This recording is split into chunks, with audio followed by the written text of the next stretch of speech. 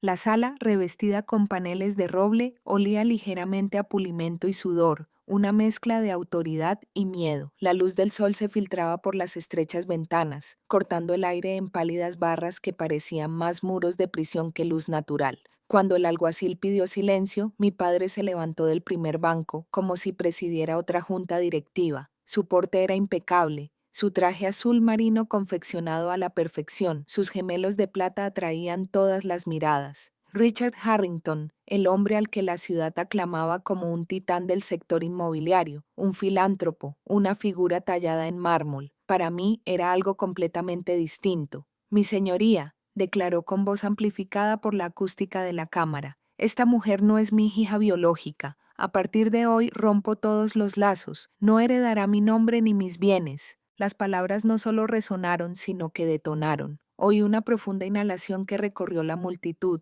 Un bolígrafo cayó al suelo con estrépito detrás de mí. Incluso la niña sentada en el regazo de mi madrastra gimió, percibiendo la ruptura en el aire. Las cámaras destellaban como relámpagos. Por un instante sentí que la habitación se inclinaba como si el mismo suelo pulido hubiera traicionado la gravedad. No me quedé de pie para protestar, no lloré, me quedé quieto como una piedra, dejando que sus palabras flotaran como humo en las vigas. Quizás esa calma provenía de la costumbre. Tras años de trabajo de campo como oficial médico del Ejército de los Estados Unidos, había aprendido lo mucho que el silencio podía contener el estruendo de los disparos fuera de una clínica improvisada. El aliento de un joven soldado se esfumaba entre mis manos, el sabor del cobre y la arena mezclándose en un instante. Comparada con eso, la voz de mi padre, incluso agudizada por el desdén, era solo un sonido más. Me llamo Dra. Estelle Thompson. Durante 12 años remendé los cuerpos destrozados de hombres y mujeres uniformados. Conocía el lenguaje de la sangre, el frágil hilo entre la vida y la muerte. Pero nada me preparó para esto. Mi propio padre anunciando ante un tribunal de 300 almas que yo no le pertenecía, que era prescindible. Vi rostros en la galería, 2 colegas médicos con los que había servido en Kandahar, con sus uniformes impecables y la mirada cargada de incredulidad. Un grupo de cuadernos de reporteros locales, suspendidos como buitres sobre Querión, y entre ellos, conocidos del mundo de mi padre, de torres de cristal y juntas de accionistas. Vi curiosidad, lástima, incluso hambre, porque nada alimenta tanto al público como una familia que se desintegra. Richard no me miró ni una sola vez. Habló como si yo fuera un expediente que se cierra, un contrato que se rescinde, no como un ser de carne y hueso. El juez arqueó una ceja. La sala murmuró, pero él insistió con la fría seguridad de quien está acostumbrado a ganar. En mi interior una oleada se apoderó de mí, no de rabia, sino de reconocimiento. Siempre me había tratado como un sustituto, un borrador antes de que llegara el niño de verdad. Esta era simplemente la máscara desnuda ante la vista del público, y así, en lugar de quebrarme, respiré lenta y constantemente, como si me preparara para una cirugía. Porque había venido preparada, me senté allí en la sala, con sus palabras aún suspendidas como humo sobre la madera pulida, y sin quererlo me desvanecí, no hacia las cámaras ni hacia la mirada del juez, sino hacia la única persona que me había enseñado lo que la familia podía.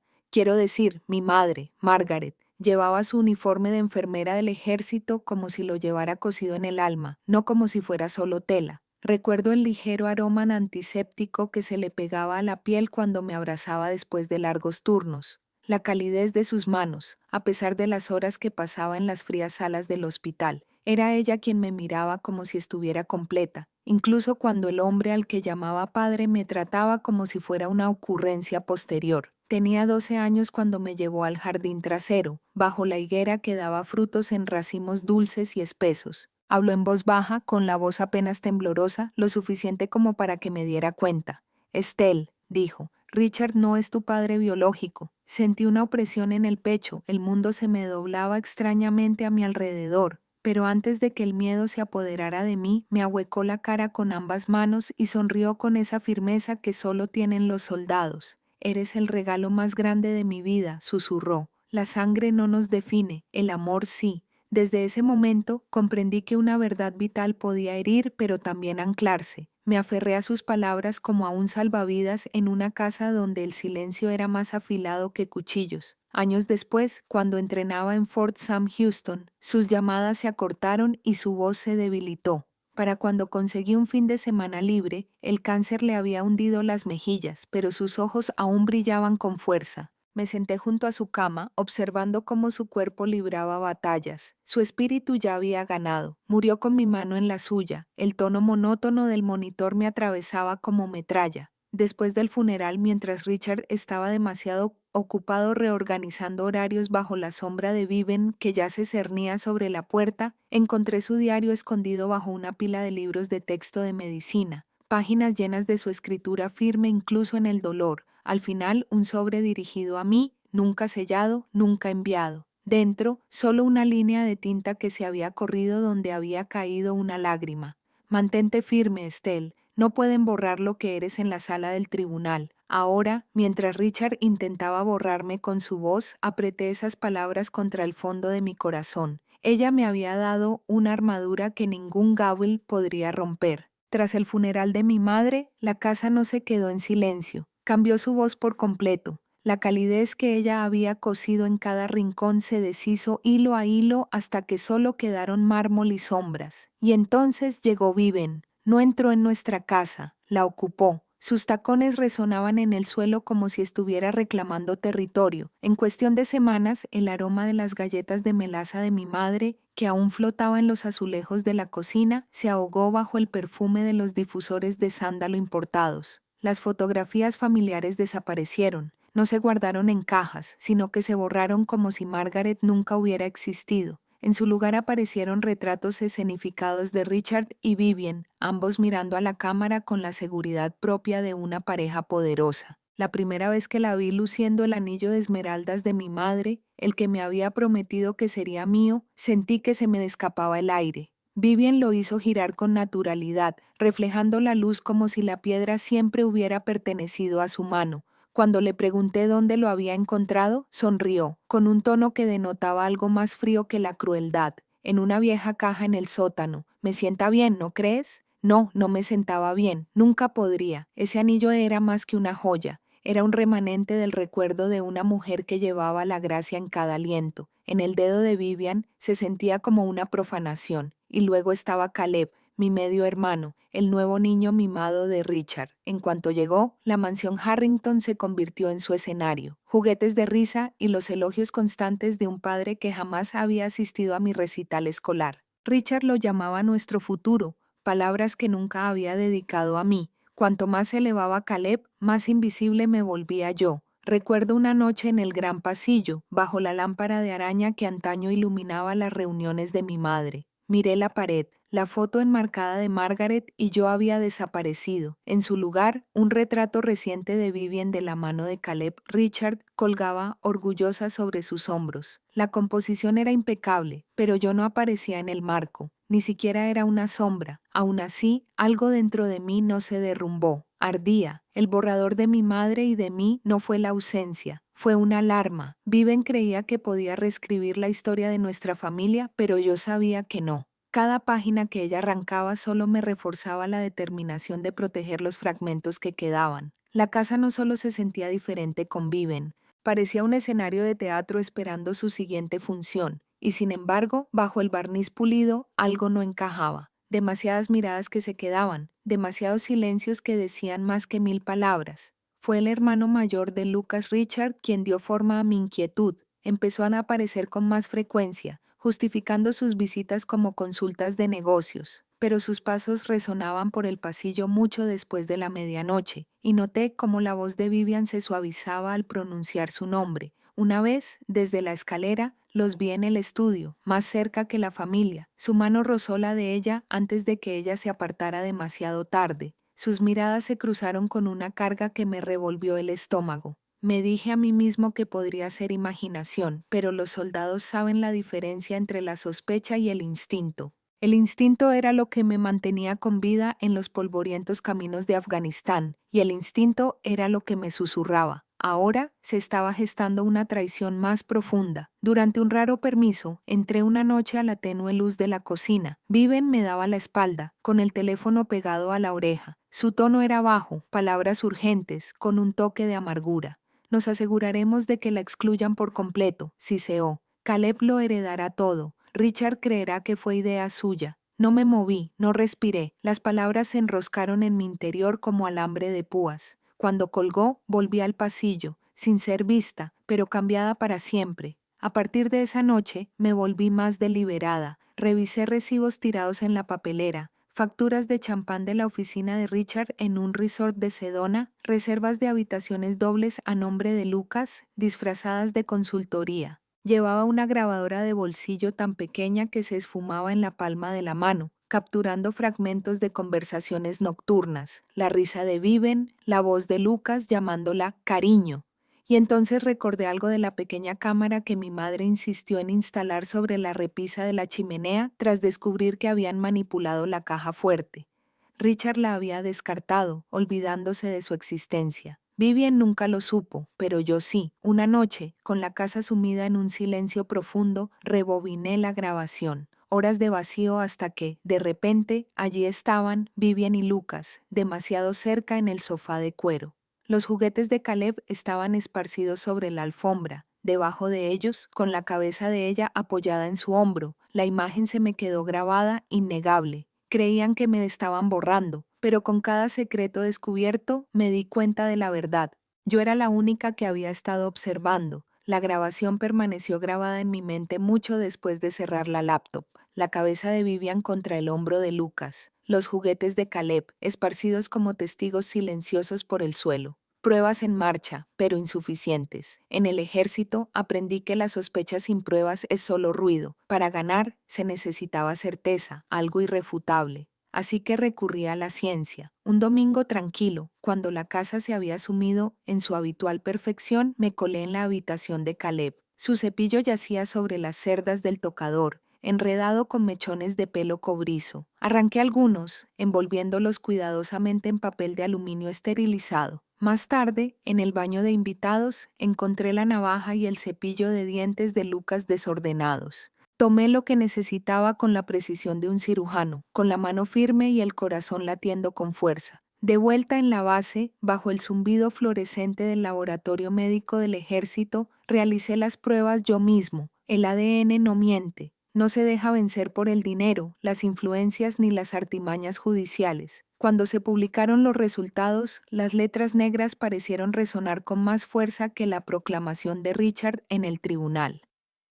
99% de probabilidad. Lucas Harrington es el padre biológico de Caleb Harrington. Me quedé mirando el papel hasta que los bordes se desdibujaron. Caleb, el niño que Richard acunaba, como si la salvación nunca hubiera sido suya. El niño al que llamaba su legado se construyó sobre una mentira. Por un instante me sentí vacía, no reivindicada, no triunfante, simplemente vacía, como si la verdad me hubiera quitado la última gota de ilusión. Entonces recordé las palabras de mi madre. No pueden borrar lo que eres. No se trataba de venganza, se trataba de claridad. Escaneé el informe, encripté el archivo y lo guardé en 2 discos duros seguros. Uno lo guardé dentro de mi maletín, el otro se lo envié a la mayor Leila Monroe, mi antigua camarada de Kandahar. Ella había curado heridas a mi lado bajo fuego de mortero y luego estudió derecho para que soldados como nosotros nunca nos quedáramos sin voz. Su respuesta fue inmediata, con un tono firme incluso a pesar de la estática de la línea telefónica.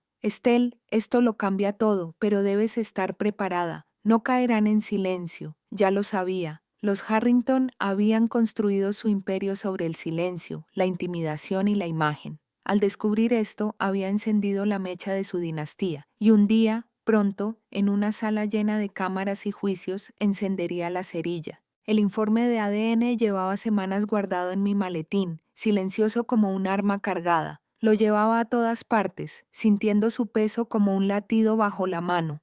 Y ahora, en esta sala, con la voz de mi padre hendiendo el aire, declarándome borrado, supe que había llegado el momento. Las palabras de Richard quedaron como un decreto final. No es mi heredera, no lleva mi sangre. Exclamaciones ahogadas recorrieron la galería, de esas que recuerdan que la gente acude a los tribunales no solo por justicia, sino por espectáculo. Me levanté lentamente, con movimientos pausados, como una vez me levanté del suelo tras una explosión en el extranjero, firme, controlada. viva a pesar del polvo. Su señoría, dije con voz serena pero firme, si hoy se trata de sangre, entonces todo merece la luz del día. Dejé mi maletín en el podio. El clic de la cerradura resonó en el silencio. Del bolsillo interior saqué el sobre blanco sellado con los bordes desgastados por la espera. Por un instante vi la letra de mi madre en mi mente, la última nota que me había dejado. Mantente firme, Estelle. Levanté el documento. Caleb Harrington. Continué, con la mirada recorriendo la habitación hasta posarse en Viven.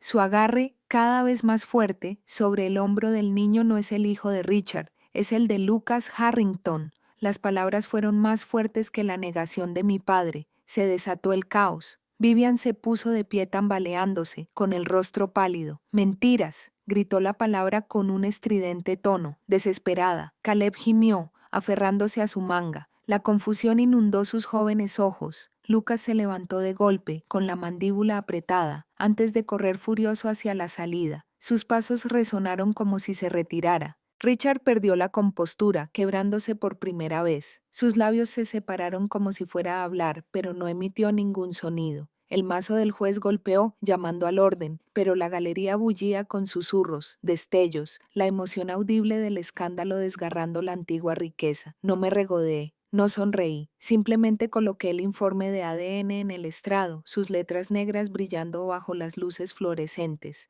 Dices que no soy de la familia, dije con calma, entonces dime quién lo es. En ese momento el silencio volvió, denso y absoluto. Por una vez, no fui yo quien se quedó fuera del marco, fueron ellos. El juicio no terminó con el golpe de masa. Salió a la luz en los titulares incluso antes de que llegara a las escaleras del juzgado. Al anochecer, la noticia ya estaba en todas partes. Un médico del ejército expone una dinastía familiar con un solo sobre. Mi foto, a mitad de frase en el estrado de testigos, apareció en las pantallas de televisión y en las conversaciones telefónicas. Soldados con los que había servido me enviaban mensajes que simplemente decían, orgulloso de ti.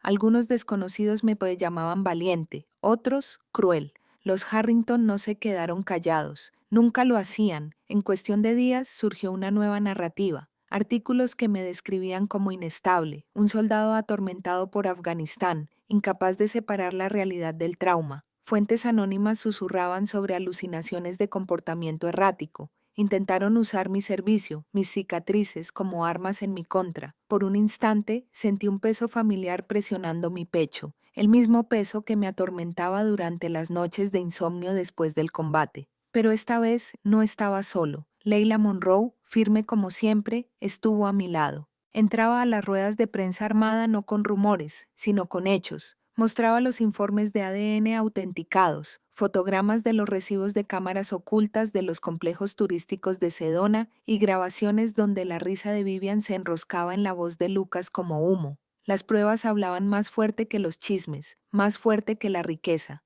La situación cambió. Los periodistas que antes me rondaban como buitres se volvieron contra la dinastía. Si es inestable, escribió un periodista, ¿cómo se explica la ciencia? La pregunta resonó en las redes, y cada respuesta hundía aún más la pulida fachada de Harrington. Richard se derrumbó lentamente como un rascacielos desmantelado piso a piso. Los miembros de la junta directiva dimitieron, los inversores se retiraron. Su imperio, antes intocable, se hundió bajo el peso del escándalo, y Caleb, inocente, se sintió confundido. Caleb se encontró a merced de los niños que repetían palabras que oían en casa. Lo vi una vez fuera del juzgado, con la mirada baja, sus pequeños hombros cargando una carga que nunca pidió. No me alegré, no había triunfo en ver a un hijo pagar por los pecados de sus padres. Pero la verdad tiene consecuencias, y las mentiras siempre cobran su precio. Por primera vez, sin embargo, no fui yo quien fue borrado. El mundo finalmente había vuelto su mirada, no para silenciarme, sino para escucharme. El escándalo dejó cenizas a su paso, pero no me quedé entre ellas. Cuando los abogados me presionaron para reclamar mi parte de la herencia de los Harrington, negué con la cabeza. No quería su dinero, su imperio, ni las paredes vacías de una mansión que nunca se había sentido como un hogar. Solo pedí lo que realmente importaba,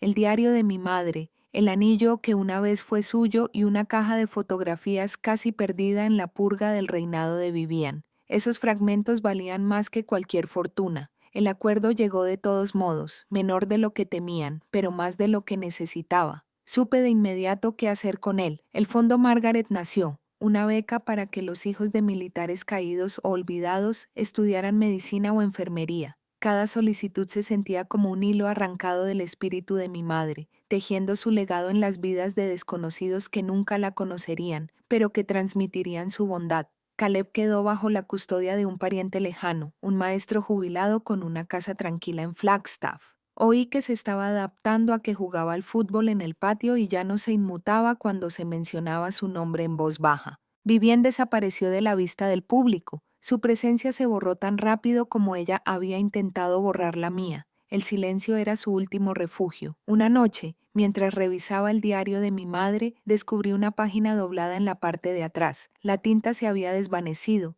pero su voz se alzaba clara entre líneas. Puede que no lleves su sangre, Estelle, pero llevas mi corazón. Eso es suficiente. Me quedé allí sentada un buen rato, con el papel temblando en mis manos, las lágrimas difuminando los bordes de su letra. Fue como si hubiera guardado ese mensaje para el momento preciso en que yo estuviera listo para creerlo. Con lo que quedaba del asentamiento, abrí una pequeña clínica militar en las afueras de Tucson. Las paredes eran sencillas, el equipo modesto, pero sobre el mostrador de admisión colgaba una sola fotografía. Mi madre de uniforme, con la sonrisa firme y la mirada vivaz. Los pacientes que entraban nunca preguntaban quién era, pero siempre la sentía como una guardiana silenciosa que vigilaba cada vendaje, cada herida cosida, cada soldado que entraba cojeando por la puerta. Por primera vez en años, no luchaba por ser visto, no sobrevivía a la sombra de nadie, estaba en casa. Si esta historia te conmovió, me encantaría saber qué piensas. Compartan en los comentarios qué parte les impactó más y díganme desde qué lugar del mundo lo están viendo. Sus voces me recuerdan que estas historias llegan más lejos de lo que jamás imaginé.